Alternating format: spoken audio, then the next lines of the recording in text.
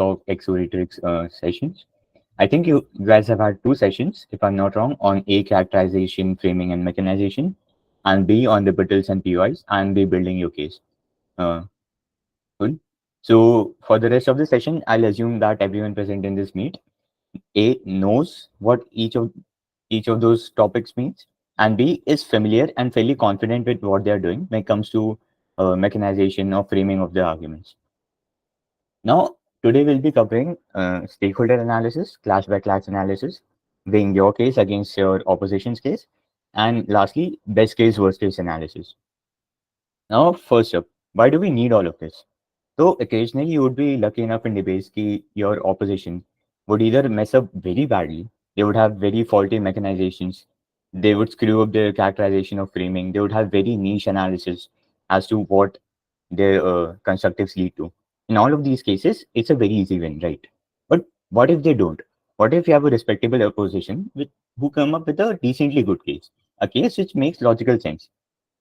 How then do you go up as a whip or as a second speaker and convince the judges that your case is the case which makes the most sense? So I'll be sharing my screen now. Just give me a second.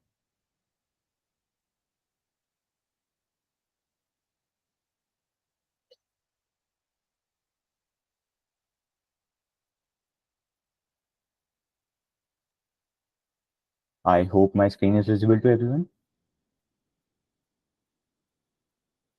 It is? Cool. Also, feel free to say yes or no just by unmuting yourself. I can't really see your thumbs up if I'm on a different tab. So it is visible.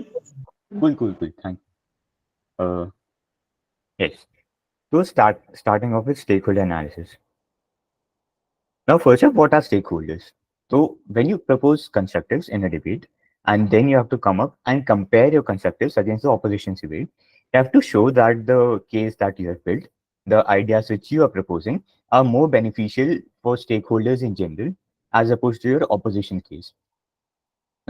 Now, I hope you guys are familiar with the terms principled and utilitarian arguments. Debates can be fought on two grounds. A, principal grounds. For instance, if there's any paradigm which challenges someone's ability to vote, or maybe possesses a physical threat to someone's security. Now, that is a very principled argument, right? You can very easily argue that this is principally flawed and hence they should not work out. However, if you have a utilitarian argument to play out, which very often happens in, say, econs motion or IR motions, then you have to do a proper stakeholder analysis as to you have to zoom in on everyone who's affected by the motion, who are the stakeholders, and tell me how your paradigm affects each of these stakeholders individually. With that, you also have to compare how the opposition's paradigm affects each of the stakeholders individually. Now, in debates, what you need to do is, in order to win, you need to either show that you positively impact most of the stakeholders as compared to your opposition, or B, you can try showing that you actively cater to the needs of the most vulnerable stakeholder. Now, what do I mean by that? There's so many motions regarding, say, social movements or marginalization of minorities. In such motions, minorities or people who are afflicted by a certain political or social demon, they are the most vulnerable stakeholders. Maybe a widow who lost her husband, maybe a particular minority who has never had access to education or voting rights. All these are very vulnerable stakeholders. So, in such cases, even if you don't win on quantity of stakeholders which you impact, as long as the delta that you propose, that is the delta positive in a stakeholder's life, maybe you could have 100 people and you positively impact 80 people's life, or maybe you could only positively impact 20 people's lives, but there are 20 very vulnerable people and you're creating a huge positive deltas in their life. In either of the cases, it's usually enough to win a debate. So I'm assuming everyone here knows how characterization is done and how you analyze what framing you have to present arguments within. We've covered all this.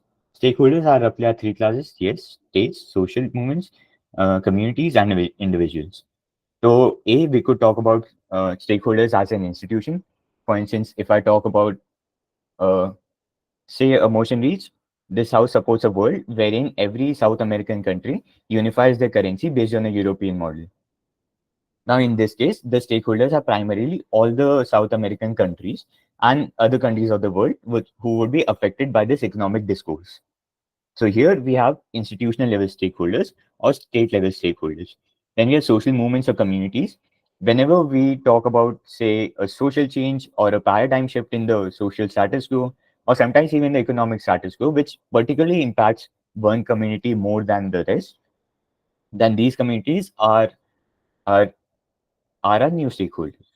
Then we have individual, of course. You have so many emotions wherein you talk about either individual feelings or you have narrative motions such as the house opposes the stigmatization of ego. Therein you have to focus in on individuals and see how ego impacts them. So here they are our individual stakeholders. I hope that is clear to everyone. Yes, sir. Cool. In case anyone wants to ask anything, please feel free to. The more interactive the session is, the more you guys will do. Cool. So, for example, this house opposes the narrative that parents should sacrifice themselves for the children. So, we have three major key stakeholders here: parents, children, and community as a whole. Now, in order to win this debate, what people would usually do is say the house opposes the narrative that parents should sacrifice themselves for the children. Let's take a Gov, for example. Would anyone want to volunteer and tell me how Gov plays out? Just basic skeleton of the arguments and how it impacts all these stakeholders individually.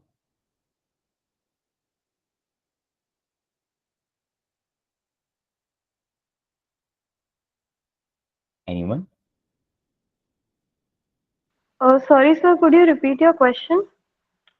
Would anyone want to volunteer and tell me in this motion, how would a Gov argument look like and how would it impact all of these stakeholders? I'm just expecting a very baseline, superficial analysis, enough to get us started. Sir, it depends on what kind of sacrifice would it be. Like, you know, sacrificing their own needs and wants just for the sake of making children happy. It should not be the case. A parent should just be a provider and help them rise up and not just spoil them every second. So they should take care of themselves as well. And sacrificing, it's usually also depends on what kind of sacrifice are we looking forward to. Hmm, makes sense. Cool. So we'll start off on this. I'll come to you guys later. So far, we have had a superficial analysis as to if parents sacrifice themselves for children. A, what kind of sacrifice are we talking? As someone mentioned, that maybe parents won't be able to cater to their own needs, or maybe children would be A, either spoiled or B, not learn life as it should be. And thirdly, how it impacts community in general, as to how a army of children who have been raised in a particular setting, wherein the narrative which the Gov proposes is prevalent. How would a society largely filled with these people largely look like, and whether or not it beneficial to society as a whole? Cool. Yes. Aisha, would you want to add something? No, sir, I raised my hand to give a superficial analysis about that. Acha, cool, cool, cool. So let's zoom in a little bit and see how exactly do we do this. Now, this is a great way to build your case, especially when you get a difficult motion. For instance, if we circle back to this motion of Southern American countries unifying their currency based on the European model and coming up with a single unified currency for the entire continent. It is very difficult to argue on only abstract terms in a motion as utilitarian as this. So then you have to zoom in and tell me how every country plays out. You have to identify stakeholders well. This is the major mistake many people do. For example, if I talk about Southern American countries, many people would focus on, say, Brazil or Argentina. What people would not focus on are some relatively smaller, maybe not that dominant Southern American countries.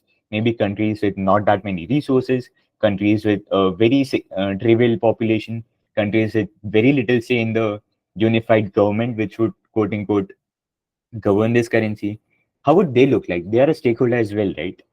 People living in those countries, they are a stakeholder as well. How would this economic discourse affect international trade? Would it affect every country outside of South America equally? Would it impact some countries more than the others?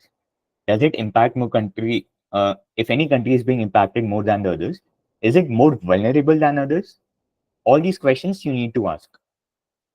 So identifying what stakeholders you need to choose is the key step to getting started with stakeholder analysis. Oftentimes, you'll see that your opposition either A, misses a stakeholder entirely, or B, is very clearly losing out on the stakeholder and thereby tries to downplay their importance. For instance, in this case, if say Gov comes up and says, ki, hey, maybe if you have a unified currency, countries with resources like Brazil or Argentina, they would have a lot more say. And there's possibility that they can push their own selfish interests at the cost of other South American countries in terms of governing how this currency plans out. Now, opposition could come up and say, ki, hey, does it really matter? They would come up and take up statistical significance. Like we are positively catering to hundreds of millions of people in Brazil and Argentina and all the other major countries, as opposed to maybe a 10,000 people or a 100,000 people chunk in a relatively remote corner of, say, Chile, who are not that economically prevalent, anyways. So then you have to go to step B, that is to show the edge why the stakeholders you have analyzed and the stakeholders you are winning on are the most either important or B, vulnerable stakeholders in this debate. Why is that so? Because it helps you to clearly evaluate the analysis and weighing your case against the others. If you tell me, ki, hey, there are five major stakeholders here, we are losing out on two of them, we are winning on three of them, but the three which we are winning on are far, far more important than the two stakeholders which the opposition is winning on. If you convince the edge of this, you have a far better shot of winning the debate than, say, your opposition. Cool. So, moving on to individual stakeholders. What do we do? Now, individuals are more or less people. And here you have to be very empathetic. Individuals have personal beliefs, they are influenced by community sentiments, past experiences, and a lot more. For example, let's take up a motion. The motion reads, context like racial swapping is an act wherein a particular multimedia platform recreates a classical form of entertainment while changing the race of notable characters in hopes of improving racial representation. I'll just give some quick examples. For instance, Netflix does a lot of readaptations. They frequently change the race of the character. Sometimes it does sit well with the audience, sometimes it does not sit well with the audience. The motion reads, the House supports the narrative of racial swapping in movies and popular multimedia content. Now, when you debate on this motion, naturally, how would the minority feel about being racially appropriated in a multimedia setting? And how would a minority individual perceive the change as? This is a very important question because on one side you'll have a bench claiming that, hey, these are people who have been persecuted for so long, these are people who have been locked out of the mainstream for so long. They're finally getting to see some normalization. They're finally getting to see that their race is being included in the mainstream multimedia discourse, that their race is being socially acceptable, and people are willing to pay money to watch movies that primarily feature characters of their race. And you could have a different bench coming up and saying, hey, they know these characters are not supposed to be of their race. You're making a critical assumption that just because I'm a black person, I go to a cinema to watch a black person, I'll somehow feel motivated. No. Why is that? Then you'd have to delve deeper into the characterization of what that minority looks like.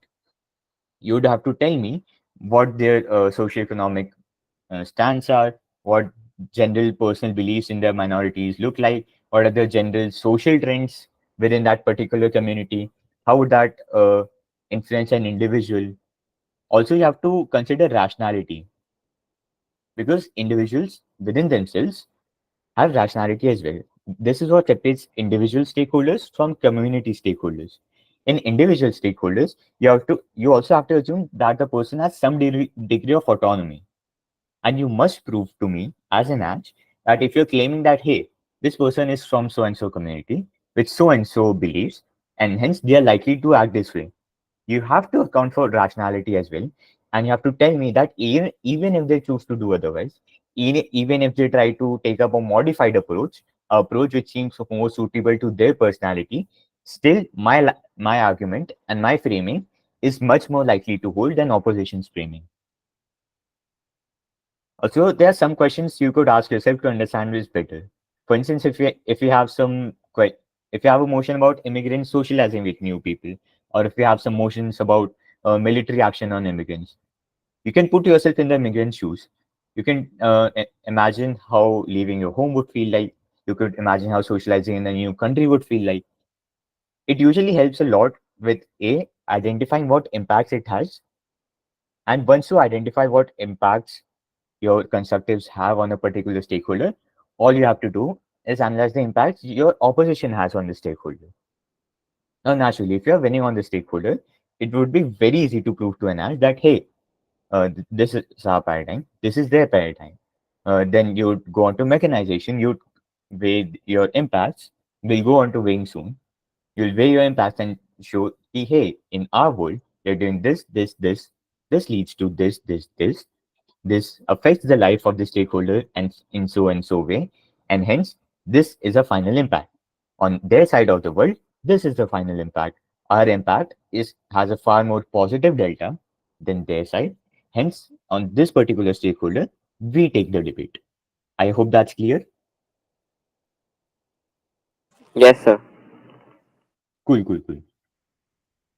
So TLDR, individual stakeholders. A, put yourself in the shoes of that particular stakeholder. B, analyze impacts of both your and opposition's case.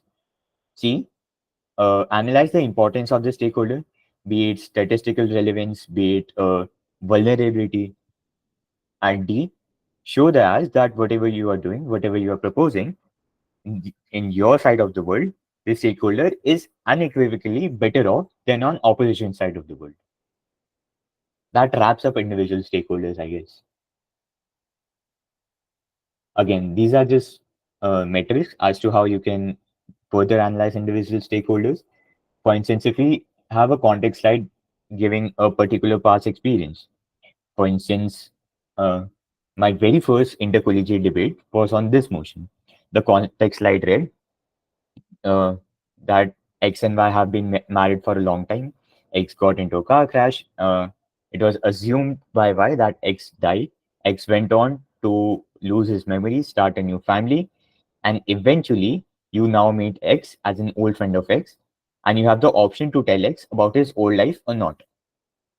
Now, in such motions which are so deeply personal, past experiences or the lack of it becomes a very crucial aspect because A, they are one of the biggest indicators of how an individual would react, and B, they are the most likely framing within which you can characterize your individual's present perspective of the world. Communal beliefs and opinions, we have covered this. We can zoom in on individuals. We can tell, hey, they belong to so and so demographic, they belong to so and so community which has so and so beliefs, and hence this individual as well is likely to have these beliefs. And what is foreign and what not? Because there are many motions wherein it's either extremity versus taking it slow. So, what is foreign and what is not? For instance, we'll see a motion later in this very presentation as well that the House, as a feminist leader, would actively oppose the institution of marriage. Now, opposing the institution of marriage can entail certain benefits to feminism. That is up for debate. But a very obvious clash here is that if you try to challenge something as fundamental as marriage in this modern society, would that alienate people from your movement? Because remember, people have a very averse reaction to things which are foreign and adverse to what they believe in. So, whatever you do, make sure that it is not far fetched enough for people to not buy into it. Because the moment opposition comes up and says, ki, hey, great framing, great mechanization, great impact, but people would very likely not even buy a premise because of so and so reasons, because it is so absurd that it is very unlikely anyone would ever subscribe to this ideology. The moment they say that, they have challenged the extent of your impacts, they have challenged the very basics of your mechanization, and they have challenged your entire argument. Which is why You have to justify that whatever leaps you are making your stakeholders take, those leaps are viable for them to take. Make sense? Absolutely. Yes, Yes. sir. Cool. Anyone wants to add anything slash ask anything? Please feel free to. None? Cool. Again, we have external factors for individual stakeholders, and we cannot assume them to be entirely rational. Yes, this is a very important point. Now, rationality versus irrationality comes up in debates very often because, say, you have a motion like, how suppose the narrative of nihilism. I hope many people here know what nihilism means. So, when you take up a motion like this, you have either sides arguing on what the individual is likely to do. And then a very common rebuttal is, but hey, humans are rational people. They won't take choices as absurd as you are proposing. Or maybe we could have a rebuttal that, hey, humans are emotional creatures, creatures who are very deeply influenced by their emotions, their circumstances, and hence they are very rarely rational. Now, these are two contesting frameworks that are very often employed in debates. Now, my advice on what you could do here is be reasonably rational, but don't be perfectly mathematical. Now, understand people are emotional, but also understand that you cannot assume people. Excuse me, sir, what do we mean by communal beliefs? Cool. So, by communal beliefs, we mean anything which is a socially acceptable uh, cultural norm or social norm within that community. For instance, we have a particular, all right, I'll try to be politically correct here. If you have a particular community, say community X, and people of community X have a very strong view against, say, some political bill which is being passed due to a variety of reasons. Now, that is a communal belief on the political sphere. Likewise, you could have communal beliefs in a multitude of factors. For instance, you could, an entire community could have a stance against, say, intoxication or polygamy or a certain type or a framework of marriage. I hope I answered your question. Okay, sir. Thank you. Cool, cool, cool.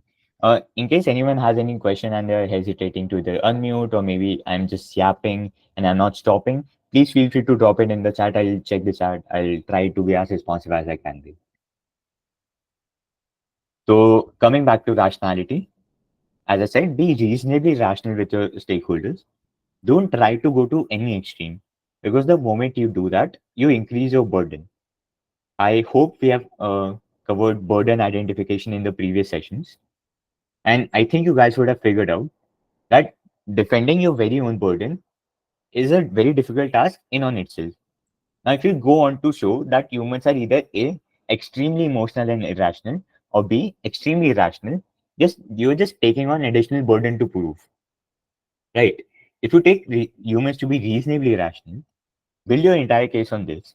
Convince your ass that the framing, the premise which you are basing your entire case on, is very acceptable and charitable to both benches of this debate. Then the ass is very likely to buy it. It is very hard for the opposition to contest that. Right. So whenever you make a claim on rationality or emotional influence, just try to be reasonable with your approach. Cool. Moving on to social movements. Now, there's a very interesting motion regarding this. That is, the House, as the leader of a social movement, would actively join politics. Now, throughout the discussion on social movements, we'll keep circling back to this motion. I'll drop it in the chat just for everyone's reference.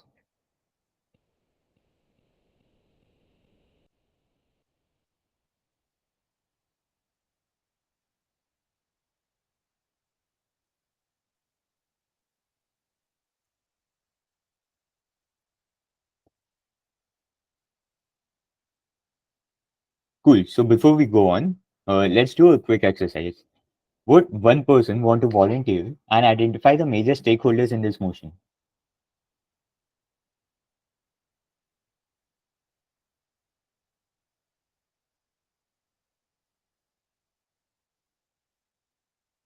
Anyone?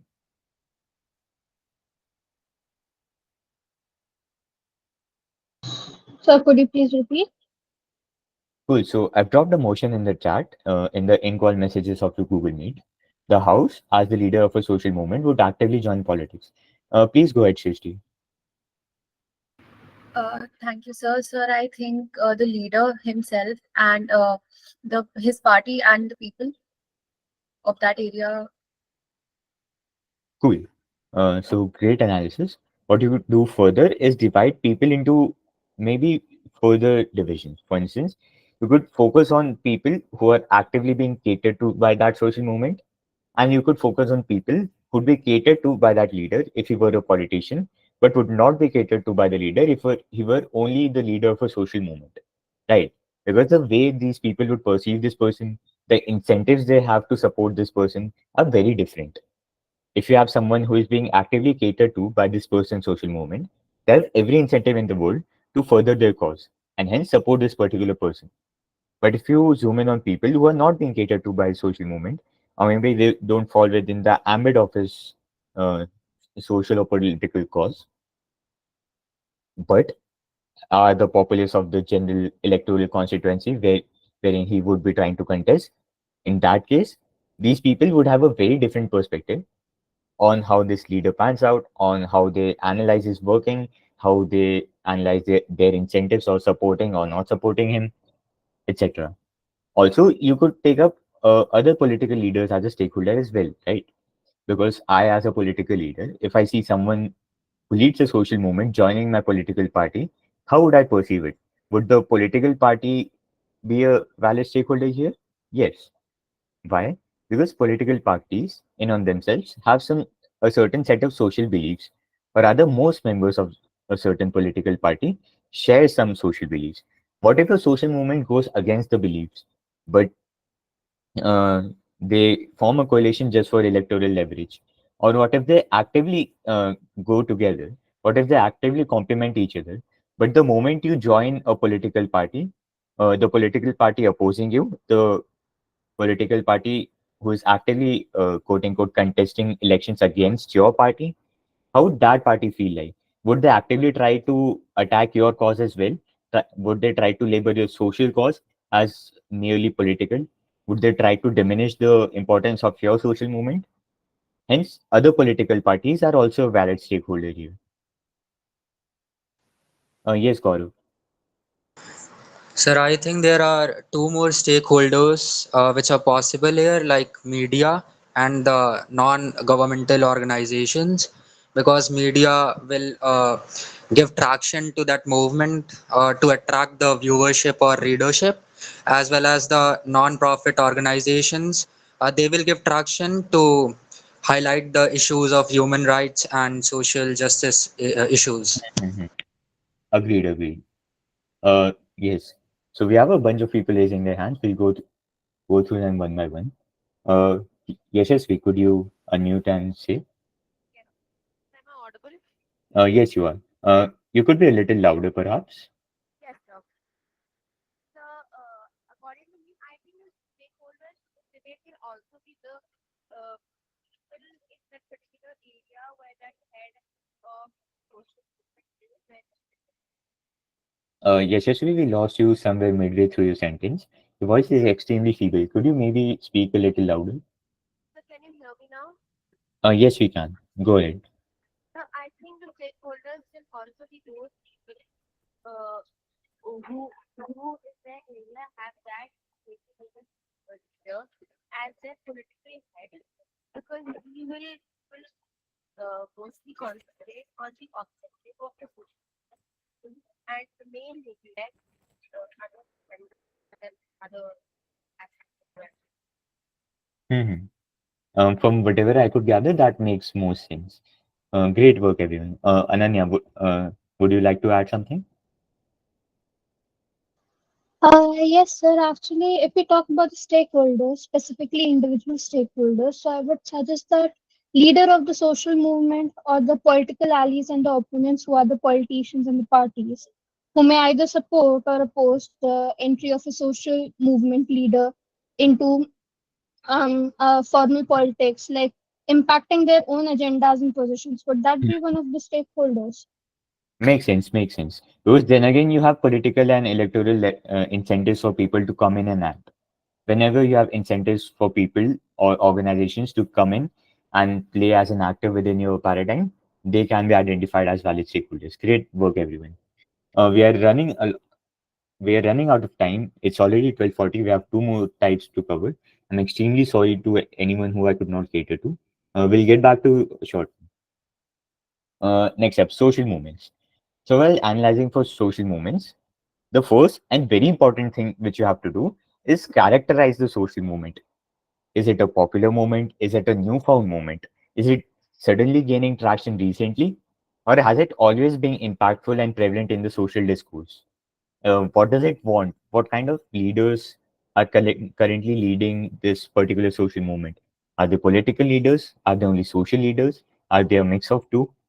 Is it an economic movement, for instance? What kind of people is it trying to cater to? Is it pushing the problems of the majority? Or is it only catering to, say, a particular demographic, which in their eyes is extremely vulnerable? All of these questions need to be answered. I think this falls more within the ambit of characterization, that which I think Himanshu would have covered a lot well. So I'll move on for now. Now, this right here is an incredibly important point. In social movements, you have two categories of people: the extremists, usually small in number, and people who are relatively larger in number, but less committed to the movement. Now, let's take up feminism, for example. Right. So, right now, within the whole ambit of people who identify themselves as feminists or who loosely associate themselves with the ideas which feminism proposes, we have two kinds of people. We have people who are extremely feminist, that is, people who agree with whatever feminist leaders have to say, who agree with whatever social, political, or social media discourse feminism brings about. They agree with all of that. They firmly stand by their principles, and it is incredibly hard to nudge their beliefs. Now, these kind of people, for every practical purpose, can be assumed to be static. That is, you can assume no matter what policies you propose, no matter what paradigm shifts occur, these people would stand by their beliefs and continue believing in the same social movement. I hope that makes sense, right? Yes, sir. Yes, Yes, sir. sir. Usually, these are extremely small in number because then again, people are rational beings, and it is very hard for a person to be that committed to a particular social or economic or political cause, right? So, extremists are usually small in number. Then, what do you focus on? You focus on the fence hitters, which are the people who are relatively larger in number but less committed to the movement. For instance, these are people who associate with the ideals of the social movement, but then again, they're not as devout or as ardent as the extremists. Maybe they only partially agree with the social movement's message. Maybe they don't agree with the current leadership, but they agree with the principles. Maybe they agree with the leadership and principles, but they're an average person who has to work a 9 to 5 job, who has to take care of the kids, who has 100 different things to do throughout the day, and hence they don't have enough time, energy, or bandwidth to cater to that moment, to be an active member of the movement. So they believe in the movement, but they're not active members of it. They just loosely associate themselves with it.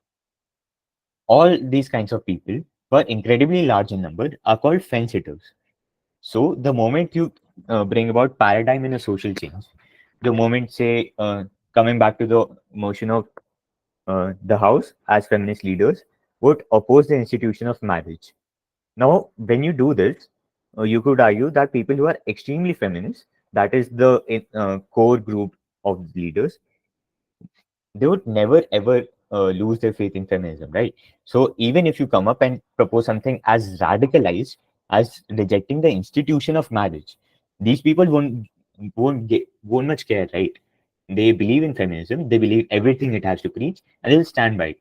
But what about the fence sitters? What about normal people who loosely agree with the ideals which you're proposing? When you propose something so radical, you lose out on fence sitters in number, and this is the major trade-off for any social movement. Why? Because most social movement motions you encounter would be radicalism versus taking it slow and maybe a more conservative approach to change, right?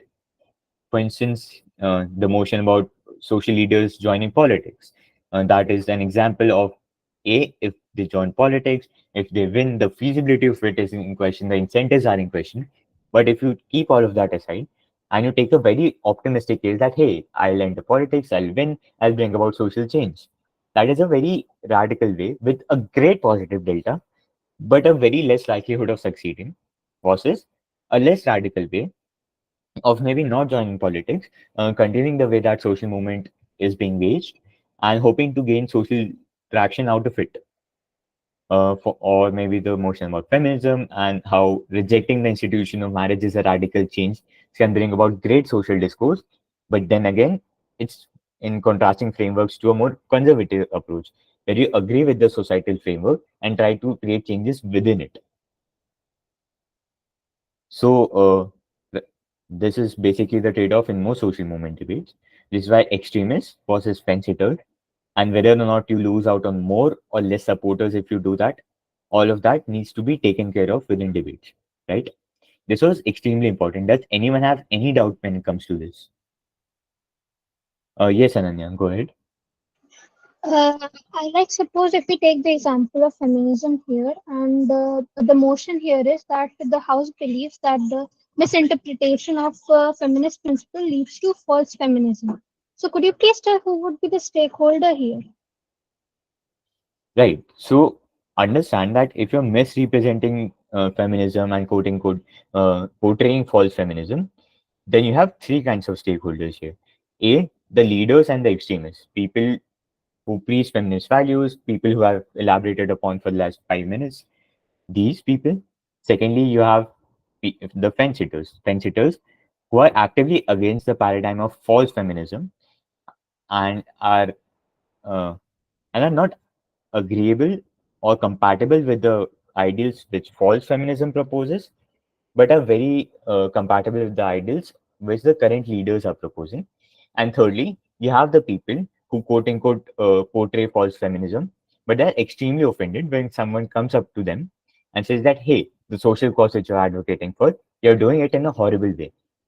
And naturally, fourth, you have the society as a whole, right? Because the moment that happens, the societal perception of your movement, the societal perception of your supporters, the mechanisms within which you were trying to bring about change in the society, all of these are challenged. So the four prominent stakeholders here would be this. Naturally, you could identify a lot more. You could have the media. You could have maybe young individuals who are not aware of the movement, who are not aware of false feminism, who are not aware of the stereotypical gender roles which exist within society, and they're absorbing all of this in one go. How does it impact them? Do they grow up to be feminists? Do they grow up to be anti-feminist? Do they grow up to be quote unquote false feminists? They too can be identified as a major stakeholder. Thank you. Right? Cool. Moving on. So while analyzing social movements, you should be able to show that your proposed mechanism affecting these categories is in total positive for your social movement. How so? For instance, if I'm advocating for the radicalist side of the debate, right? If I'm given the side say, hey, you should reject the institution of marriage, what then I would start doing is show why radicalism is so important for feminism, right? I would go on to show that fence-sitters in general are needed. But why are they needed? They are needed to bring about social discourse. Now, if you're not challenging the societal norms as is, and you're trying to maximize the number of supporters by sticking to the societal norms, then the very purpose you wanted to get more supporters is defunct in its very premise. Because the very purpose of you getting more supporters was to create more traction for challenging societal norms. The moment you stop doing that, the moment you stop subscribing more and more to the currently acceptable cultural norms of gender roles, of the institution of marriage, of oppression, when you start doing that, when you start normalizing that just in order to get more and more supporters on your side, the very purpose you were getting supporters is defunct. Hence, even if you're losing out on some fence sitters, it is not that relevant to the moment. What is more relevant is that you are actively pushing for a much wider delta of social discourse. Whereas if I were advocating for say the moderate side, the conservative side of it, I would go on to show ki, hey, feminism is a movement which actively requires more and more and more people. Why? Those people outside the sphere of feminism, people who are not actively involved in bringing women on equal footing with men, or maybe promoting equality within genders, people who are not actively doing that, uh, if you consider them as individuals, the moment you start portraying something as socially radical, again, people who are not involved in feminism can be identified into a anti-feminist, people who staunchly oppose feminism, and again, fence-sitters who are neutral about feminism as is, and have their own set of values. The moment you propose that, you'll alienate and enemize these individuals as well, because now you're not only challenging their perception of gender roles and society and equality, but you're also challenging the very society they were brought in. You're indirectly attacking the very sense of identity, which is why the most prominent problem which feminists face, that is their voices are not being heard. Remember, social movement is not only about what you say, it's about whether or not people are hearing what you say and whether or not people are acting on it. Even if the radical side is proposing a solution wherein more and more discourse would be created by radical approaches, by maybe loud opinions which fall far outside of cultural standards. Even if they are doing that, the moment they start doing that, people stop listening. The very purpose of creating radicalism, the very mechanism of you bringing about discourse is challenged, and hence you should not be doing that. This would be a very typical skeleton of a conservative side of this debate. So this is roughly how social movement debates pan out. You have one side advocating for radicalism, one side saying, "Hey, here's how things work out. Here's why this is more important for the movement. Here's why this is more important for the leaders in the modern scenario." And then you have conservative side preaching for why more supporters are important, why slower social discourse is far more effective and far-reaching, and why sudden changes is very likely to fail. Right. I hope I made sense. Is this framework of contrasting radicalism versus conservative approaches clear to everyone?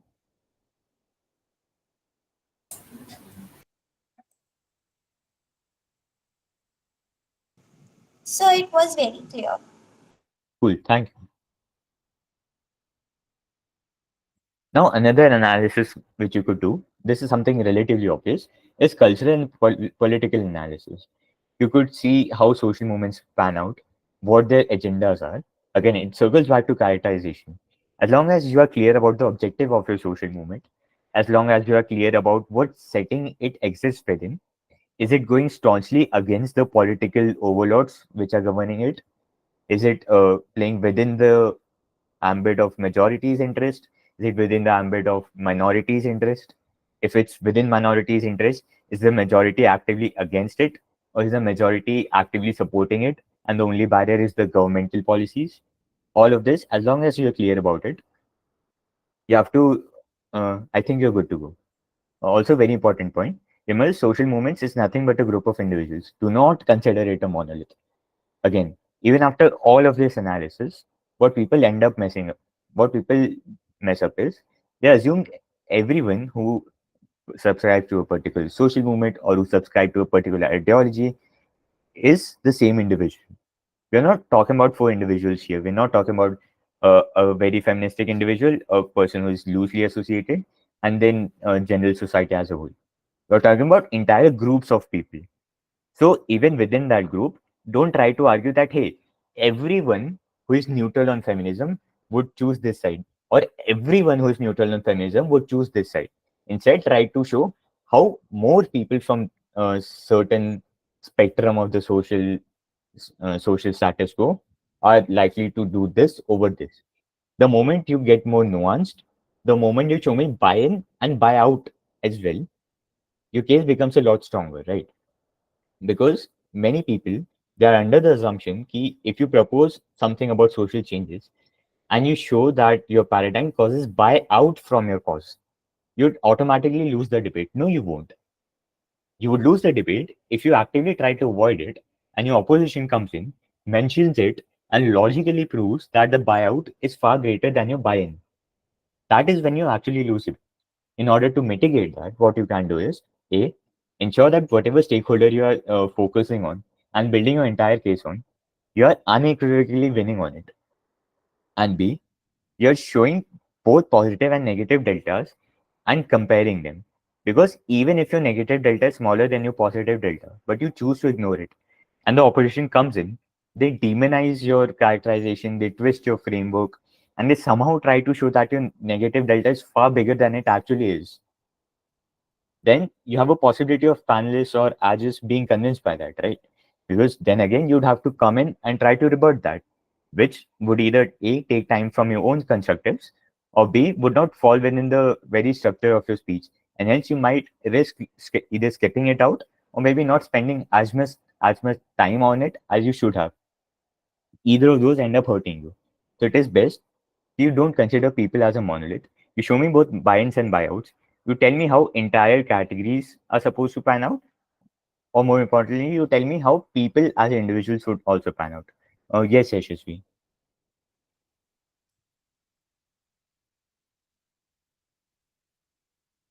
Uh, is there anything you would like to ask or add?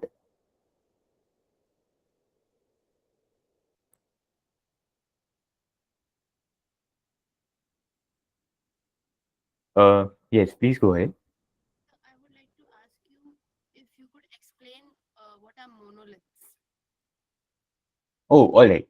Monolith is essentially a group of people or a collective term used to portray a group which behaves in the same way.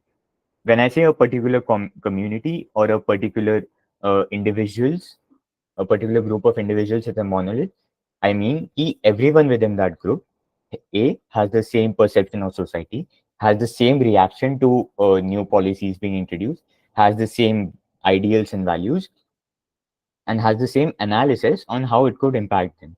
That is to say, everything that they do is the same. Now you understand why this is a very problematic framing, right? Because people are individuals. The moment you try to portray a group of people as essentially one person, your opposition can very easily come in and tell you this is not how things work out. Humans are individualistic creatures, and people are more likely to do this. And this is a very stingy framing you should never get into. Yes. I hope that answered your question. So, Yes, that's begun. Uh, were you saying something? yes, sir. Please make it quick. We are running out of time. Yes, sir. So, if in a social movement, all the people don't have the very, very same ideologies, that's why we do not consider them as monoliths, right? Makes sense. Yep. Thank you, sir. Yes, Tashbiha. I hope I pronounced that correct. Please go ahead. So, can you explain the second point, that political point again? Cool. So you have to see how political leaders they interact with the social movement. For instance, you could have a feminist movement in a largely conservative society, maybe a society wherein the political leadership is against the very basic idea of giving women human rights. Now, if your political overlords are so staunchly against your movement, you would have different incentives, you would have different resources at your disposal, you would have lesser avenues to bring about social change. But say you have feminist movement in a relatively more developed country where even political leaders are pushing for gender equality.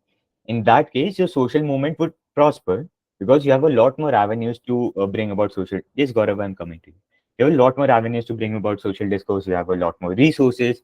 You have a lot more social or maybe even legal permissions in order to go ahead and further your cause. Hence, whether or not the political narrative of your state matches with your social movement is a great metric to consider when it comes to arguing over social movements. Make sense? Yes, sir. Thank you. Yes, Gaurav, go ahead. So, can you extrapolate on the paradigm you gave related to the military thrust or the response mechanism against immigrants? Mhm. Could you specify what exactly you are asking? So, you gave a example related to the military thrust or the response against the illegal immigrants. Yes, I did. Within what framework do you want me to extrapolate it on? Do you want me to link it to social movements? Yes, sir. Cool. So, uh, if you have a motion saying a particular government is being troubled by a certain influx of immigrants and whether or not they should take military action to stop it, a bench could very easily come up and say the moment you start proposing military action on civilians, you have a human rights problem. The moment you have a human rights problem, as widespread, as open, and as institutional as this, people would start advocating for it, people would start rallying against you. It would lead to a social movement wherein people would be unified by a humanitarian cause to save those refugees from being physically harmed by your said military forces, right? So this could be a social movement. Within cultural domains, you could show how people living in that particular country, how do they perceive immigration? Are they pro-immigration? Are they anti-immigration? Do they support their government carrying out military actions? And secondly, political.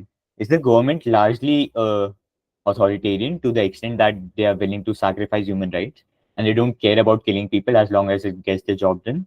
Or is it a democratic government or maybe authoritarian government with a paradigm of not physically punishing people? Is it a government which can be held accountable by the population for actions which they do, and is they're far more hesitant to actively harm these immigrants and more likely to just physically stop them from entering? So can it also lead to a movement which is from government side, cause it is a concerning issue related to the national security or the sovereignty of the nation. So can it be also from the government side, the social movement? Naturally, the moment you have something that the government is doing and a group of people opposing it, the government, being the national government of the country or the state, would have some followers who actively support their policies. So they can be social movement. This could be a very interesting thing to debate, interesting ground to debate on whether or not the social movements led by people. This again ties back to the cultural framework, right? Because if you're framing the country as largely conservative, if you're framing the country as someone who are so staunchly against immigrants that they don't mind human rights violation, they don't mind people being acted on by the military, then you could very easily show that the social movement from people supporting the government would be far greater. But then again, it is a very stingy framework to get into in the first place because you are calling it a social movement. You could call it a general narrative. You would say that, hey, there are certain people who will still oppose your narrative. And even if people opposing the government come up with a social movement, people who actively and devoutly support the governmental narratives do not buy into the movement or maybe actively oppose it. A bunch of people actively opposing a social movement need not be a social movement in on itself, right? So you could do that within certain framings. Again, it depends on the cultural framing, political framing, and the motion as a whole. So in general, I would say it's a very stingy place to get into. But yes, you could very easily show that there would be people supporting or opposing the said social movement. Cool. Let's move on. Clash analysis. Uh, what's the meaning of monolith? I think I covered this. Monolith is a bunch of people or individuals as a whole who are practically the same person. They have the same beliefs, they have the same outlook into life, they have the same impacts. They have the same impacts on them by any paradigm change, be it social, economic, political, whatsoever. And they work, decide, think in the same way. That is to say, if it alienates one of them, it alienates all of them. If it alienates one person of the monolith, it angers everyone in the monolith, and likewise. I hope I covered this. Yes, sir. Thank you. Now, clash analysis. This is particularly important if you're going as a last speaker. If you're going as the whip, or maybe even in the reply speech, clash analysis is crucial because when adjudicating, when I just take off 7 or 15 minutes to deliberate, this is what they do. They work on clashes. They see what constructives you propose, what constructives the opposition proposed, and within what grounds the debate was fought, and who won on which ground, and which ground was more important. Okay, let's break it down. What is it? It is more or less like the summary of the debate, obviously. It is analyzing your arguments, rebuttals, this, that, and then you weigh, you compare, and you decide who wins, right? Very simple. Now, what do I mean by this? Say you have three different constructives when it comes to a debate. say again the motion regarding unification of Southern American currency. You have the first clash, which is economic. You could argue on how it solidifies the economy of the Southern American countries, or you could argue about how it negatively impacts states and hence negatively impacts economies as a whole. These are two contrasting frameworks both benches could propose on this ground. This is a clash. When you have a common ground with two benches agreeing to the framework of the ground, but presenting contrasting frameworks built on that premise, that is called a clash. And whosoever's frameworks makes more sense, is the most well mechanized, has the best impacts, the most relevant impacts on the most relevant stakeholders, that is the side which takes that particular clash. Now, usually debates have say anywhere between 3 to 7 clashes. There's no hard limit as such. They could be 20, they could be none. But in general, the number of clashes is not a straight up metric of who wins the debate and who does not. Because some clashes are intrinsically more important, right? For instance, if I say there's a motion, hey, the House, as the government, would criminalize fouls in sports. Now one bench could come up and say, hey, if I go up to you and I break your leg in the middle of the square, that's physical assault. If I do that on a football field, it's somehow just a offense on a sport, but not a cognizable offense by the constitution. That is unfair. Now when you do that, that is a very I hope I'm making sense so far, because I think I'm dumping a lot onto you guys. Is everyone with me? Yes, sir. Yes. Yes, sir. Cool. Yes, sir. So this is what that bench proposes, and then you have a different bench coming up and saying that, hey, that's not fair, because if you do that, maybe players won't be as free in their playing style as they could be. Now analyze the impacts here. This is a clash on whether or not it makes sense for the players as stakeholders. One side has an impact that, hey, if you do this, it is far less likely that players would be injured, and principally it stands more to the ideologies of the justice which are prevalent in the modern society. And the other side is saying maybe, hey, they'll have a better time playing on the field. On one side, they are minimizing injuries. They have a principled arguments of judiciary. And the opposition has an argument that, hey, your overall gaming experience would increase. Naturally, the former impact is far more impactful than the latter. So in this particular clash, based on the impact and its relevance to the stakeholders, the former would take this clash. Made sense? This is how clashes work out. You could have economic clashes, you could have social clashes, cultural, and whatnot. There are three major types of clashes. Both sides agree upon how motion plays out in two different contexts, need to show feasibility of the case and whether or not impacts are bigger. Very often it happens that one bench comes up and claims a huge impact on their side of the world. However, this impact is not feasible. For instance, if it's a motion that, hey, the government would set up newer cities to decongest the pre-existing metropolitans.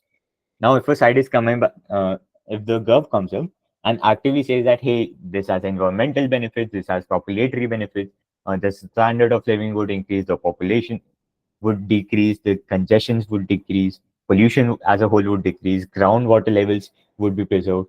Even if you're claiming all of those impacts, but you have zero analysis on feasibility, the op could very easily come up and say, hey, you have all these incentives, great job. But guess what? Setting up an entire city takes up a lot of resources which the government very probably does not have. And hence, the very impacts which you're proposing are very less likely to come about in the first place. Now, this is a feasibility clash because now both benches would have to debate on whether or not this would actually happen or not. Even if the government has the resources, are they willing to invest it? It's a very long term project. Is there any electoral benefits for political leaders to actively push for building a new city?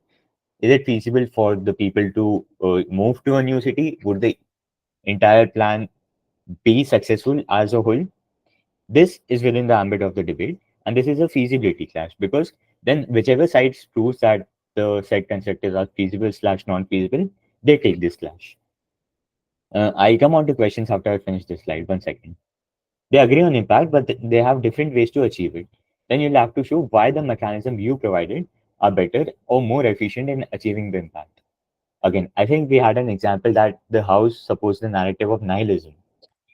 Now, in this debate, both benches tried to show that hey, on our side of the world, people would be happy. People advocating for nihilism said that hey, this is how you challenge societal frameworks, you get an opportunity to build your own path in life, and hence you get a positive delta in terms of how happy you can be.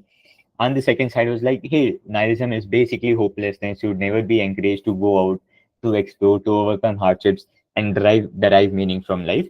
Hence, you would not be sad. So they agree on the impacts. They agree that uh, people of society as stakeholders should have maximized happiness, but their mechanization is very different.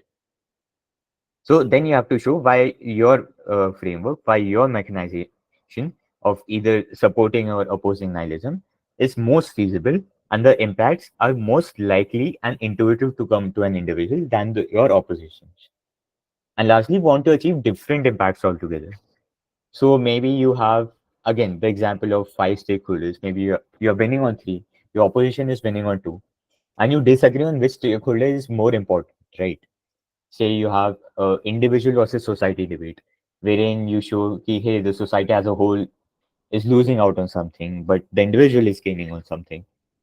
If both benches agree on that, but then they have different impacts, they'll have to show why impacts on the individual are more feasible, are more favorable than impacts on society as a whole, and why they are more desirable for the entire ambit of this debate. Right. So you could either agree on the context but have different mechanization. You could agree on the impact but have different ways to reach it. Or you could disagree on the very impact and have a debate or a clash as to which impact is more relevant. All of these are clashes, and they are one on feasibility, mechanization, all of the things which are covered in the past two sections. Yes, I think someone raised a hand midway. Was there anything you'd like to ask?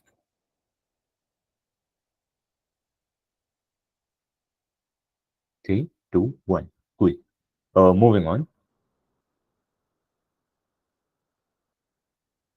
This is all right. Let's not do religious motions. Yes, this is the motion I was talking about. TSBT feminism should reject the institution of marriage. Then again, you have clashes as this is a great example of the third kind of clash, wherein both sides are proposing different impacts. One side is proposing how less people will subscribe to your philosophy, but you have a greater chance of social discourse, and you have other side claiming more people would buy into your philosophy, and you had more stable chance of eventually making social discourse. These are two different impacts, and whichever side proves that hey, immediate social discourse is more important, or maybe the other side proves that hey, social stability, acceptance, and eventual discourse is more important. Whichever side does this more efficiently, they'll take the debate. Yes, this is a very interesting motion when it comes to individual stakeholders and societal stakeholders. This house prefers a world where people do not feel the emotion of pride. A context like pride refers to emotion of having high opinion of oneself or one's own importance, qualities, and actions. Cool. So here, uh, both benches would agree that we want to make society more functional and we want to maximize people. The house believes that it means. Uh, Tashbiha, uh, what exactly are you trying to ask?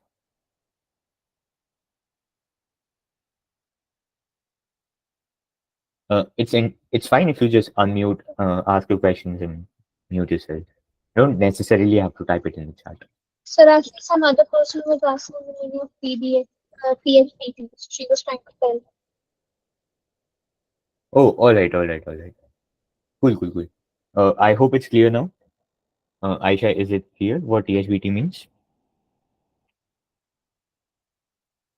Yes, sir. Cool. There's a very important resource when it comes to the kind of motions because have you guys had a session of burden analysis yet? Anyone? We Not can yet, cover it sir. briefly. Gaurav. So we just superficially know what it is. Cool. So every motion, for instance, THBT has a different burden.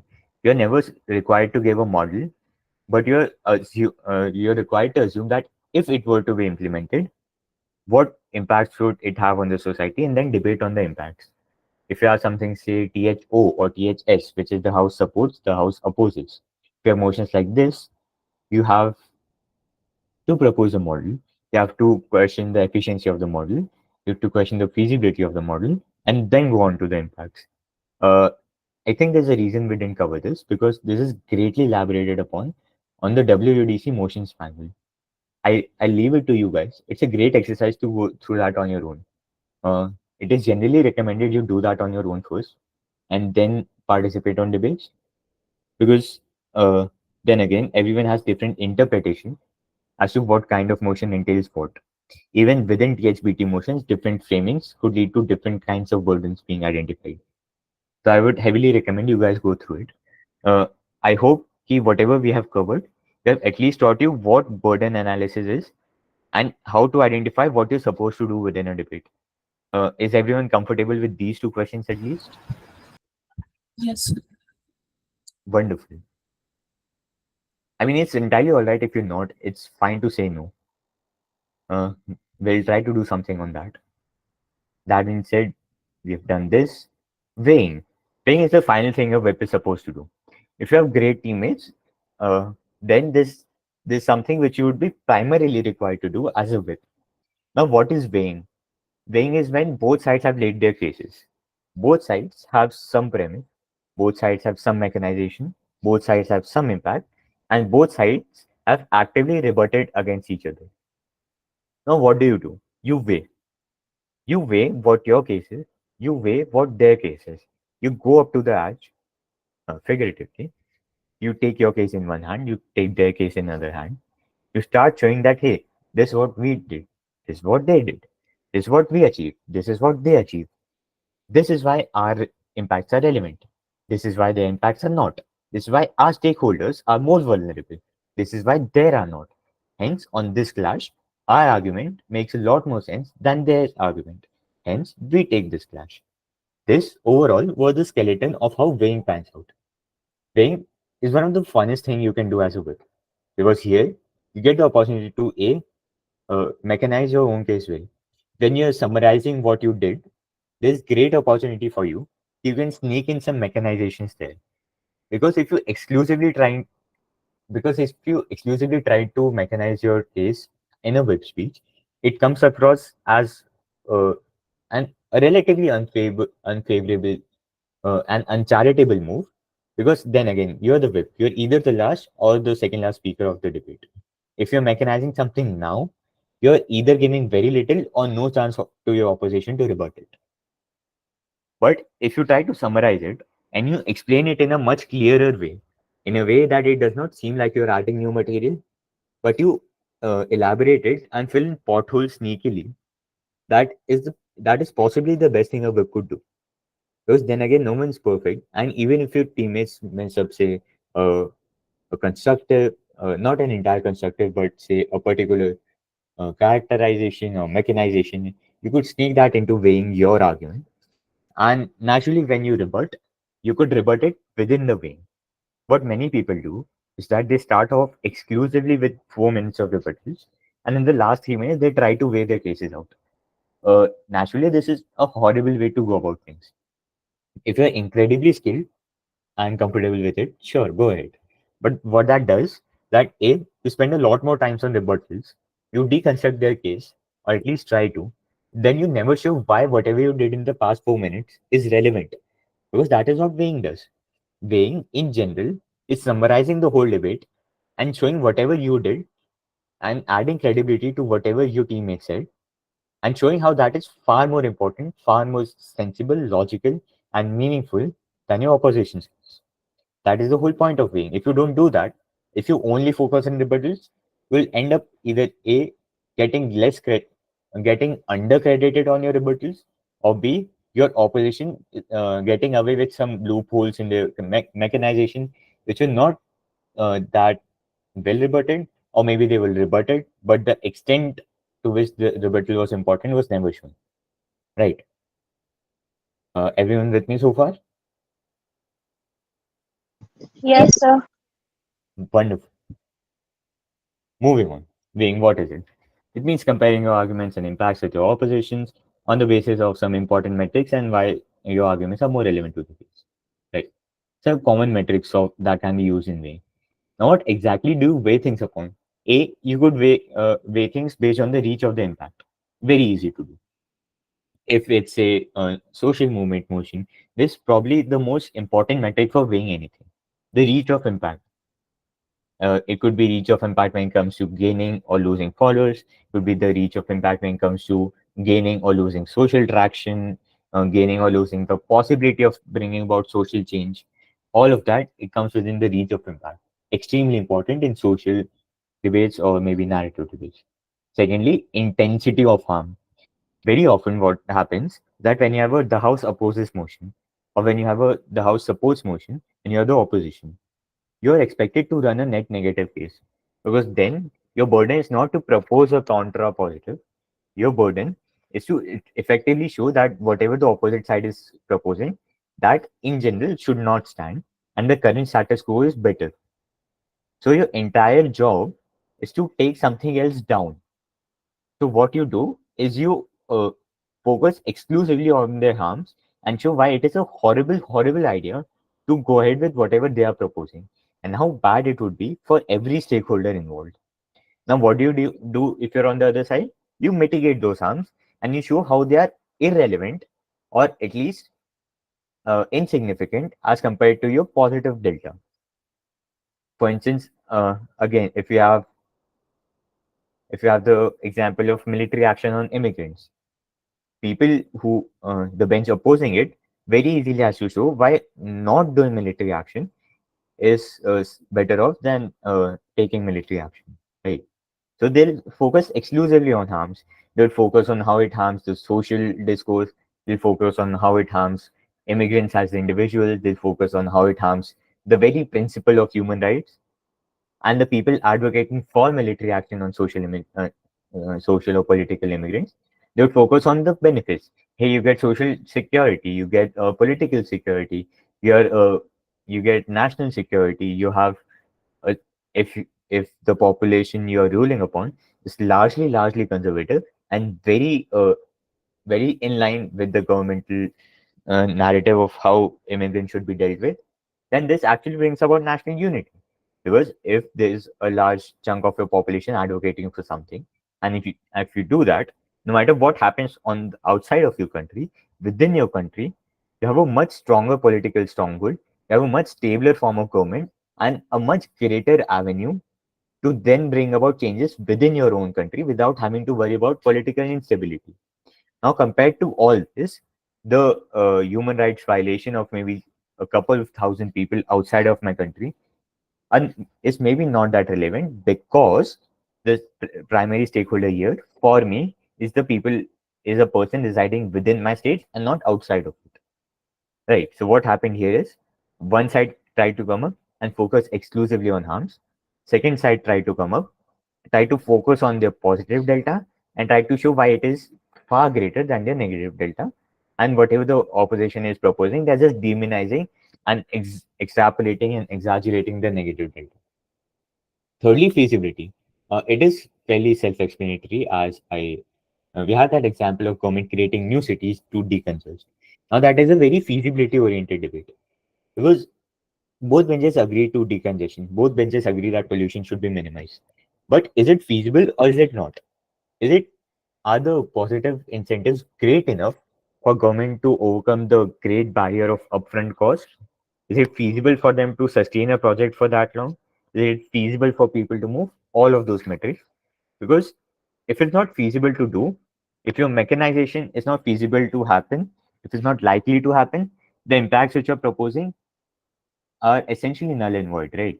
Because the impacts which you propose are a result of your mechanization.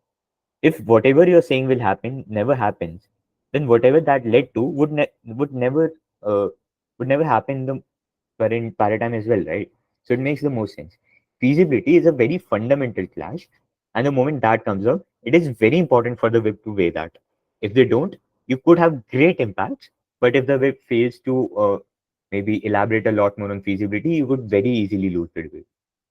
And fourth, uniqueness. Now, before we start uniqueness, since it is incredibly important, does anyone want to ask anything, or is everyone comfortable with everything we have covered so far? Anvesha, go ahead. So my question is, the stakeholders, can the stakeholders be inanimate objects? Could you elaborate? If it's an environmentalist debate, can the stakeholders be nature like trees and perhaps crops and all? Definitely, you could very easily and very legitimately weigh out its impact on trees. However, you could use a slightly different phrasing. Don't try to portray trees and nature as your primary stakeholder. Rather, show people living in forests, maybe tribal population, or maybe people who derive their sustenance from forests, or maybe entire cities which are reliant on certain, say, water sources for their consumption. They could be a great stakeholder. But a river as a whole, if you take that up as a stakeholder, that is relatively unheard of, and it is somewhat stingy to get into, right? So you could very legitimately weigh out impacts on all of these objects, and then you could extrapolate on it. Sir, can animals be counted as stakeholders? Yes, yes, they can be. Why? Because animals are not inanimate. Animal rights and animal abuse are two very legitimate issues which are existent within the current social discourse, right? So if there's any way you could show that whatever opposition is proposing leads to rampant animal abuse or leads to, say, animal trafficking, or critically impacts the population of endangered animals, all of these could be very legitimately fought on and be considered a clash. So in the So case given, I was asking if in the case that you just gave, that was given right now, mhm. if it's about some like those environment projects or something, and that is impacting the animals, like for because the trees or the rivers, they directly indirectly will also impact the animals present in the forest or the area, right? Yes, yes, ecological So impact we as a whole can be taken up. Uh, okay. that is more along the lines of principled arguments, because both benches would always have to concede on the fact that maximizing ecological security and minimizing ecological harm is always a priority. No bench can contest that. Sir, I think they can be categorized as shareholders. Come again. Sir, about the inanimate objects like trees. Hmm. I mean, could you repeat whatever you said first? I couldn't catch you. Sir, I said that the inanimate objects like trees and forests or rivers, they can be categorized as shareholders in place of stakeholders of a particular issue. I mean, it's fine whatever nomenclature you use, because eventually you have to show either utilitarian or principled impacts when it comes to stakeholders. No one would come after you for identifying slash not identifying a particular section as a stakeholder. What usually happens is if you miss out on something which is a stakeholder, a very important stakeholder at that, and the opposition takes it up, and and they win on it. They're not only credited for completing your stakeholder analysis, they're also credited for a clash which they naturally would not be credited for. Now, when it comes to trees, uh, uh, ecological impacts, these are usually things which you take up as principled arguments. And even if you don't explicitly call them stakeholders, it's fine as long as you're covering it, as long as you're making sense, and as long as it fits within the ambit of your case. Fine. Don't obsess too much over nomenclature. It's fine as long as you cover all the aspects of the debate. Make sense? Yes, sir. Thank you, sir. Great. So moving on to uniqueness. Now, very often, whatever constructives a bench proposes and whatever impacts they propose, they're not unique to their case. What do I mean? Uh, for instance, I remember this particular motion. Uh, or maybe let's not take up any more new motions. I think I've troubled you guys enough with motions already. Let's go back to the motion of feminism rejecting the institution of marriage. Now, a side could come up and say that, hey, the impact which you're proposing is social change. Why? Because we'll do so and so, which would lead to so and so mechanization, which should lead to so and so impacts, and hence social change would come about and women would get more rights. Now, then you have to ask, is that only possible in your paradigm, or can opposition co opt it? Because imagine, what is the entire goal of you presenting an argument? To come up with an impact which is relevant and an impact which can make you win that clash, right? If I come up and say that, hey, the impact which you are proposing is also present in my case, that means my case is at least as good as you. If I logically show that, and then I show a very small positive delta on my side of the world, I win that clash. Why? Because I showed that whatever impacts I am proposing, yours are only a subset of it. In that case, uniqueness becomes a very critical question, right? But let's see if we have more motions, right? This house opposes the romanticization of LGBTQ plus relationships in popular media. Now, a very legitimate impact of this could be LGBTQ appropriation or maybe misrepresentation in popular media in order to garner more view attraction, but leading to a negative impact on the LGBTQ community. If someone comes up and says that, hey, you're advocating for this, but this has so and so impacts on the LGBTQIA plus community, and hence this should not stand because this has negative impacts which outweigh its positive impacts. Then you have to ask, is this negative impact exclusive to my paradigm? Because is misrepresentation only possible within romanticization of their relationships, or is it possible through multimedia broadcasting in general? Because realize that misrepresentation would exist regardless, right? Misrepresentation of any minority or appropriation or stigmatization would exist regardless. Why is romanticization the only cause for it? It's not. So, a very valid rebuttal to this could be, hey, this happens on both sides of the world. So, the negative impacts which you are proposing are symmetric.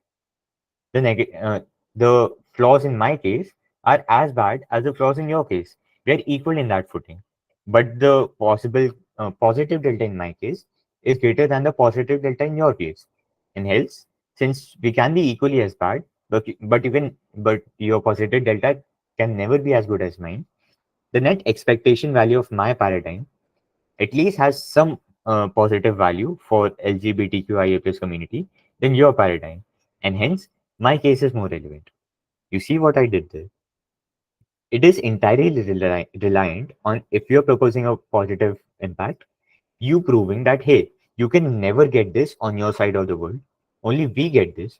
Only we are able to attain the amount of reach, the extent to which we are catering to people, the quality of our catering, that is to say, the amount of positive delta which you are proposing, and the feasibility of it. All of it can only happen on our side of the world. On your side, it's impossible. And hence, this is unique to our side. When you do this, you prove to the edge that no matter what they do, they cannot try to show that their case is better than yours. Why? Because you automatically subsume all of their benefits and you show that your benefits are definitely greater than theirs. So uniqueness in on itself is a very interesting metric to judge debates on. As an as, it's my favorite thing to analyze when it comes to rebuttals. Because very often rebuttals revolve around negating or upholding a certain constructive. But very rarely do we have a rebuttal which is so efficient in terms of uniqueness that they never question their mechanization, they never question their impact. They just logically prove that, hey, whatever you're saying, thank you so much. This happens on our side as well. That logical leap where the opposition does every work for you, then you come up and just make the logical link between their impact and your premise, and you automatically get credited for that impact. That is a very high ROI. That is you investing very little time and copying a lot of benefits on your side of the world, which is extremely crucial to win close debates, right? Because it so very often happens. For instance, when it comes to the institution of marriage, people could claim, hey, marriage has so and so benefits. You have the benefits of love, you have the benefits of companionship, and hence feminism should maybe not abhor that or maybe should not openly go against it. Then you have to ask, is it unique to your side of the world? Because even in a world where feminism has rejected the institution of marriage, you can still have companionship, you can still have relationship, you can still have friendships, and derive all the emotional benefits from it. So this is an inexclusive benefit. The moment the girl comes up and says that, hey, oh, you're proposing all of these emotional benefits, but these can happen on our side of the world as well because of this reason. Hence, there's no way for them to win that clash. Why? Because you have to show that whatever you're doing is unique to your paradigm, is the field to. So everything you do, we do, but we do something else which you don't. Hence, the net positive of our case is greater than the net positive of your case, and hence we win. Simple enough math. Everyone with me? Yes, sir. Yes, sir. Great. I guess it's already 1:30. I'll try to wrap up as soon as I can. We are already near the end of it. So, fun motions to practice upon, and then I guess we are done. Yep, we are. So, I would advise all of you to take a screenshot of this, and then before proceeding, if you have any notes or any mental recollections of this session and the two sessions before this, please try to sit down and make a mental map of how you would go about in an average debate. Right. Look at this motion. Make a mental map of how you'd go about in this motion. Go to WDC's website. Download the document about burdens of proofs and how it varies across motion to motion. For instance, the first is a THS motion, the house supports motion. You would be required to present a model because then again you'd have to give a model wherein you control and regularize the use of performance enhancing drugs if you're advocating for it. If you're advocating against it, you'd have to show the absence of a model on the gov side. The second is a THW motion. Third is a TH as an actor motion. The third is an actor motion. So the incentives across all motions change. For example, in second motion, you have to argue about its impacts on society as a whole because you would ban paid coachings for college admissions. How would it impact society as a whole? As opposed to the third motion, where you have to think about the motion as a parent from a minority community and only consider the incentives and problems which this actor faces. Right. Have you guys had any actor motions yet?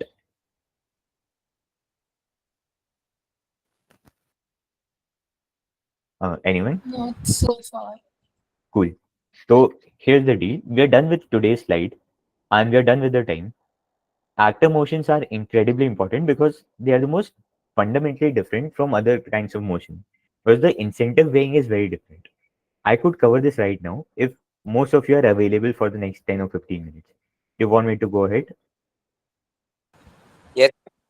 Yes, sir. Yes, sir. Yes, sir. Wonderful. I love the enthusiasm. So, actor motions. I guess I'm done with sharing now. Cool. So, moving on to actor motions, what are they? For instance, we had this motion the house, as a parent from a minority community, would take so and so actions. The actions don't matter for now. Let's just look at incentives. In actor motion, you're supposed to think of yourself as the actor. Every incentive which you have should be an incentive of the actor. Your perception should be the perception of the actor, and you should only try to optimize for the actor's life, not the society's life. For instance, the house, as a feminist leader, would reject the institution of marriage. Herein, you have to imagine of yourself to be a feminist leader. Now, what does a feminist leader want? A feminist leader A wants maximum social traction for their movement. B, they want maximum number of people to subscribe to their ideology. Thirdly, they want equal. They want. Sir hello sir Uh-huh. Go ahead. Sir मेरा question आपकी बहन कैसी है sir Organizes. कहना कि sir कहना कि get here sir बहन कैसी है sir hello Huh.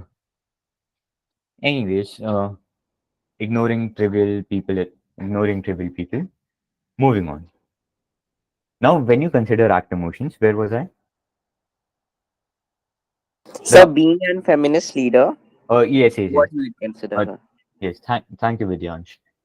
So, as a feminist leader, I would have these three objectives, right? So, what mistake people do is that they come up and they start analyzing its impact on men and how men would feel about it.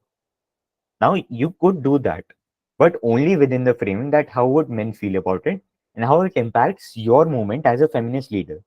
If you fail to make that last linkage between your argument and feminist leader, your argument falls flat because you were supposed to argue about actor motions from the perspective of an actor alone, right? You could deviate from it. You could consider different stakeholders, you could consider different mechanization, its impact on different people. But it is extremely crucial that whenever you do an actor motion, you do that and then you link it back to your actor. Cool. For instance, I gave a very abstract example midway through the session of X and Y being married, X having a car accident, assumed to be dead, losing their memories, going on to start a new family. This was an action motion, by the way. And you were supposed to argue from the perspective of a friend who has known all of this. You could argue about its impact on X, you could argue about its impact on his former wife, on his newer wife, on his former children, on his newer children, on X as a person, on old, on how he would react to his memories, how he would react to his older memories, his present memories, how he would weigh them out. You could do all of that. Your hands are not tied, but you have to tie it back to whether or not I would, as a friend, after considering all this, take the necessary steps to tell him or not tell him this. If you fail to do the last, if you fail to make the last link, and the opposition points it out, the ads would heavily discredit your point simply because of the nature of actor motions, right? So TLDR, actor motions, extremely important to stay relevant to the actor. Even if you analyze impacts on other people, which you definitely should, you should always make a logical link and circle back to your actor themselves. I hope I made it clear.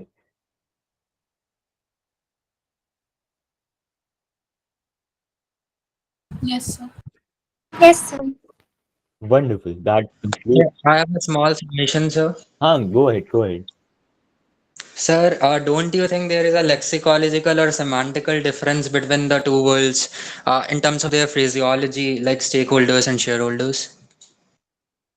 I do agree. I do agree that stakeholders and shareholders in on themselves have a very different connotation. What I'm trying to say is that the particular connotation and the mental thought you would put into it and the returns you would get out of it would not be that would not be that impactful in general because I've debated as a speaker.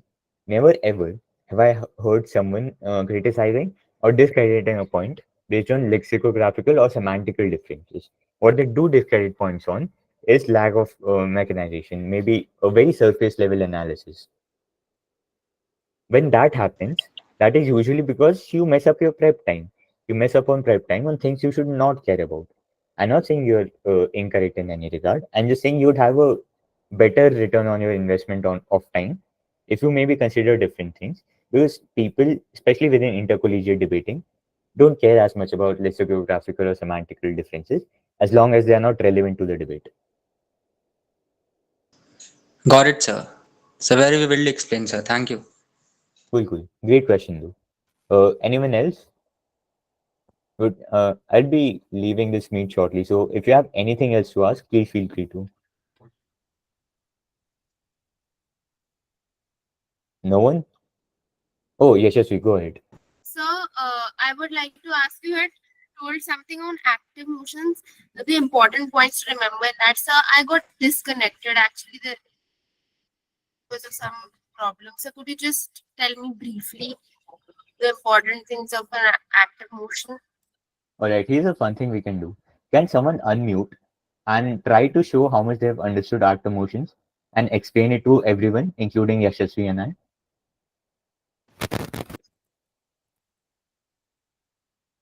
Anyone?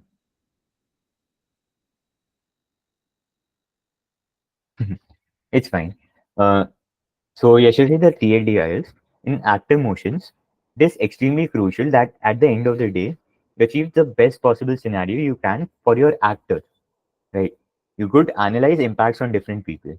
For instance, were you there when I took up the example of TH as a feminist leader would reject the institution of marriage, and how people end up evaluating its emotional impacts on men when they really should be connecting it back to a feminist leader, which they often fail to.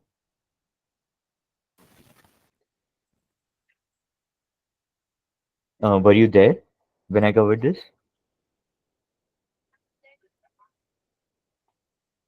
Pardon, could you repeat that? Were you there when I covered this? Sir, I could hear you till here, and after this point, I got disconnected. Cool, cool, cool. So the crux of all of it was when you do an actor motion, A, prioritize your actors. Start off with analyzing your actors' characterization. Start off with prescribing how they feel. Tell an edge how you picture this actor to be. Next, tell the edge what their objectives are and what do they want out of this whole paradigm shift. What either bench would try to achieve for that actor, make that very clear. Once you do both of those things, you're free to analyze any impact on any member of the society, be it the actors, be it the actor's family, be it the educational prospects of the actor, be it the cultural connotation of the actor, anything. As long as you tie it back to the actor. I, as a person, need to know, no matter what impacts other people have, as long as their impacts are relevant to my current scenario, right? Therefore, as an actor, you whatever you do, if you analyze, say, people from the actor's class or maybe their classmates or their friends, you have to link it back to how it affects the actor and why is it positive slash negative, right? So the logical linking and the circling your whole argument back to the actor is crucial. That was the crux of all of it. Make sense? Yes. Excuse me, sir. Go ahead.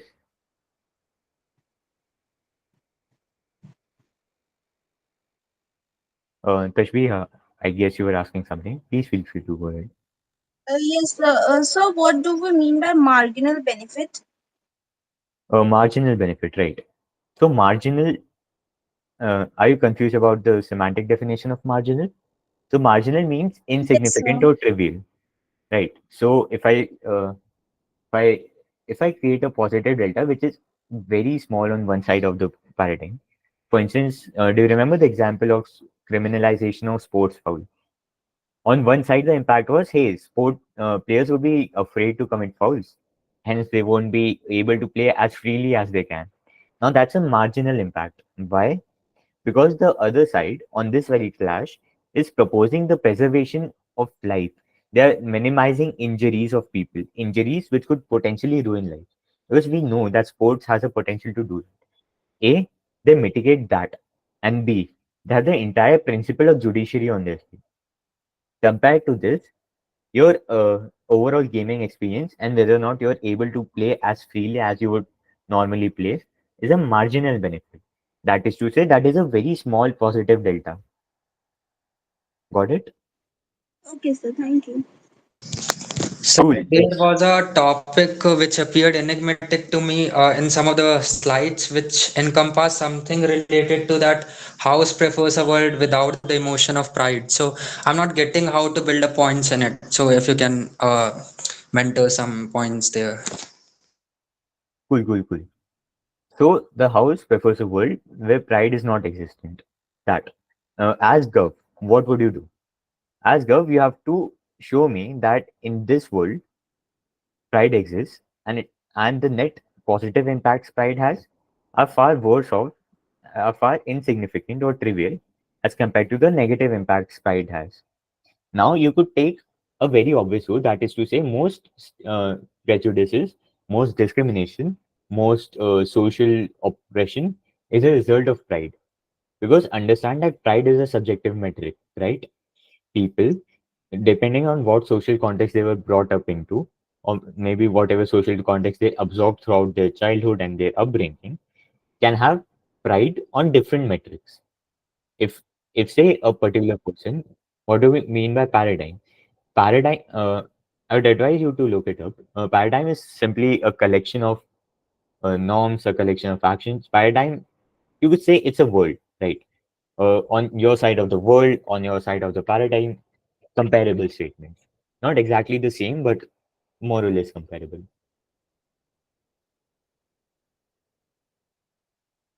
Uh, yes. Where was I?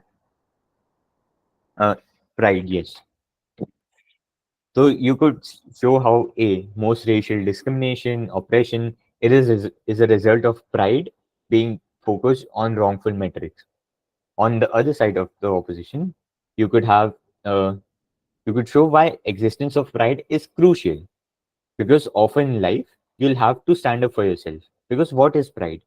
Pride is pride is accepting and acknowledging the fact that my skill set is maybe greater than that of the person sitting next to me. Sometimes it could be false. Sometimes it could be true. As opposition, you could argue, hey, if it's true and I'm too afraid to acknowledge it, that results in underutilization of my potential, right? That creates an army of underconfident people who are too afraid to acknowledge their own potential for the fear of looking down on people sitting next to them. This could be a very valid point. Then you could link it to productivity of society as a whole and why under optimization and underutilization of potential is a very big problem. So that as a whole could be argued upon. These are just rudimentary points. Again, I'm saying these off the top of my head. If given 15 minutes of prep time and a valid teammate, I guess any one of us could come up with far greater and far deeper analysis as to why pride should or should not exist. Does that make sense, Gaurav? Yes, yes, of course. Cool. So I guess it's 1:50 now. We are 20 minutes past time. Thank you everyone for joining in. This is Kushagra. I'm signing off. Thank you, Great sir. talking to you. Thank you, sir. Thank you, sir. Have a nice day, Thank sir. you, sir. Thank you, sir. Thank you, sir.